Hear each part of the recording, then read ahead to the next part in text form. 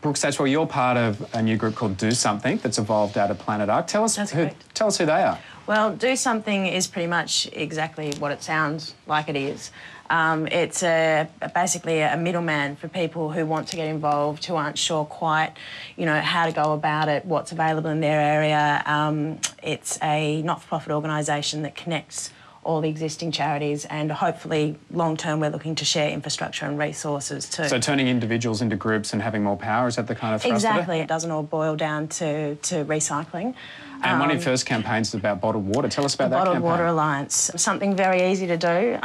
Essentially, we'd like to cut bottled water consumption by about 20% over the next 2 years. That puts probably about 100 mil back in people's pockets. And the simple fact is you get it for free and you get it out of your tap. So it's about reducing waste? Yeah, very much. There's also, too, it's doing a lot of destruction to the environment with distribution and manufacture of water as well, not just the bottles that don't go into recycling at the other end. Peter, most 18-year-old males in Australia find Brooke Satchwell quite persuasive. Are you agreeing with Brooke on that front? I could get involved in stuff, but the reality is if I'm putting stuff in a bin or if I'm doing whatever... There's part of me that wants to give you a big hug, because I do feel sorry for you that you do feel so overwhelmed, at the options that are available to you. But on the other hand, there's part of me that wants to give you a bit of a smack as well, because... Would you like to do either right now? Yeah. Because quite frankly, I think this goes beyond...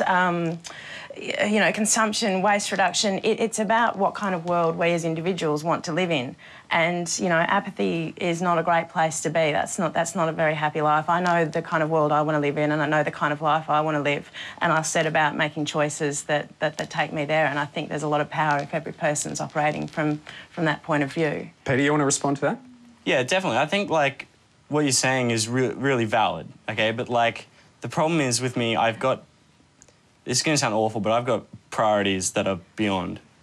I want to live in a great world. I want to walk outside and see trees. The reality is I just don't see any of it happening. I don't feel any of it happening. If I'm just putting something in the bin, or if I'm reusing things, it's just not.